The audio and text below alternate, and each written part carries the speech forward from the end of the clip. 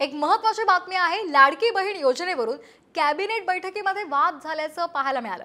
दादांचा वादा आणि जाहिरातीवर शिंदे गटानं आक्षेप घेतलाय। शंभूराज देसाई आणि दादा भुसे यांनी अजित पवार एकटेच कसे श्रेय घेऊ शकतात असा सवाल उपस्थित करत हंगामा घातला। तर अनाथांचे नाथ बॅनर लागले तो श्रेयवाद नव्हता का असा सवाल अजित पवारांच्या राष्ट्रवादीने उपस्थित केला। मात्र आता यापुढे कुठेही कार्यक्रम घेत असताना महायुती म्हणून सर्वांना फायदा होईल असे सरकारी योजनेचे पोस्टर लावण्यात यावेत। ज्या योजनेचं जे नाव आहे तसंच जे पोस्टर आहे तेच लावा, जेणेकरून वाद निर्माण होणार नाही आणि सर्वांना फायदा होईल असं या बैठकीमध्ये ठरल्याची माहिती मिळते। ज्या दिवशी अर्थसंकल्प सादर झाला त्या दिवशी त्याच्या दुसऱ्याच दिवशी अनाथांचा नाथ एकनाथ म्हणून सबंध राज्यभरामध्ये बॅनर, होर्डिंग, पोस्टर झळकले होते। याचा अर्थ त्यामध्ये त्या संदर्भातली तयारी अगोदरच करण्यात आलेली होती।